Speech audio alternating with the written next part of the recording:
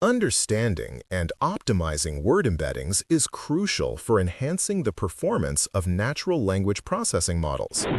One of the popular tools in this domain is Word2Vec. It simplifies the creation of word embeddings, all while ensuring efficiency and accuracy. In this tutorial, we're going to dive deep into the intricacies of Word2Vec and see how it elegantly transforms the complex task of determining contextual relationships into a straightforward binary classification problem. So, if you're ready, let's unpack this fascinating process together. So far, we've learned about Word2Vec, a powerful tool that transforms words into vector representations based on their contexts, highlighting the distributional hypothesis that similar contexts yield similar meanings.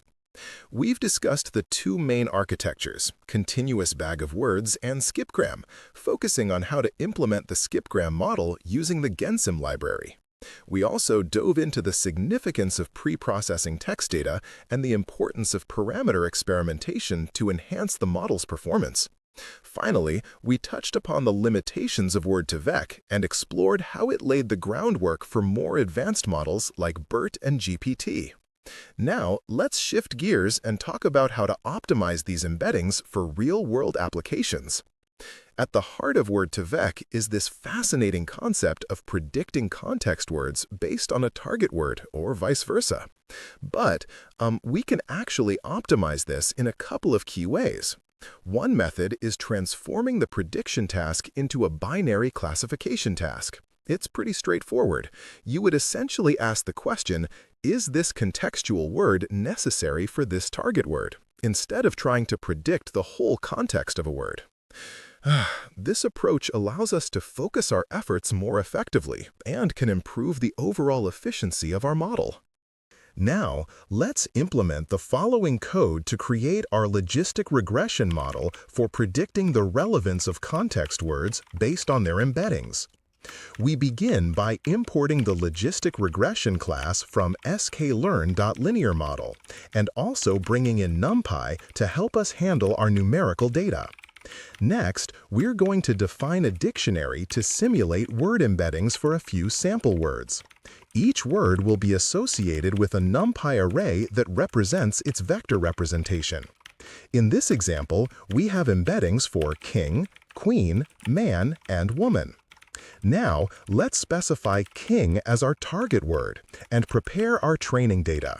We'll initialize two lists, X for the features, which will hold the embeddings of our context words, and Y for the labels, where we'll indicate whether each context word is relevant or not. We'll iterate over a predefined list of context words, appending their embeddings to X and labeling them with 1 for relevant words, like queen and man, and 0 for irrelevant words, like cat. After we've prepared our dataset, we fit our logistic regression model using the fit method. And lastly, we can predict the relevance of a new context words embedding, showcasing how our trained model classifies relationships based on these embeddings. The results will provide us with insights into how effectively our model captures the context of the target word.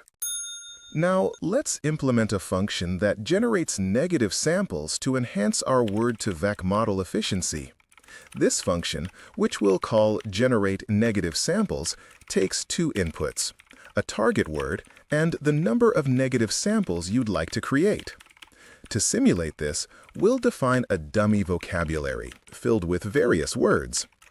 The function starts by initializing an empty list. This will hold our negative samples. Now, here's where it gets interesting. We use a loop to randomly select words from our vocabulary. But we have to be careful. Inside the loop, we check to ensure that the word we've chosen isn't the same as our target word. We want to avoid including the target itself as a negative sample. Once we have a valid word, we simply add it to our list of negative samples. Now, after we define the function, we can actually call it to generate negative samples for the word king. This will help our model to better distinguish between relevant and irrelevant words during training, as it provides a balanced subset of context words. Finally, when we print the results, we'll see the randomly selected negative samples for king, which really helps illustrate how negative sampling works in the context of training the word-to-vec model.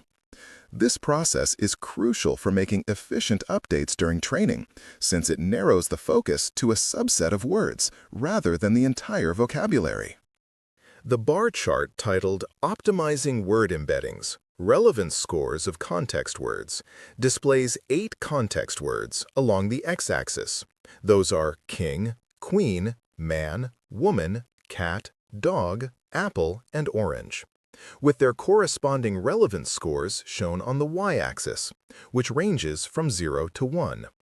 Now, if we look closely, the highest relevance scores, highlighted here, are for queen at 0.85 and king at 0.8, both marked as relevant.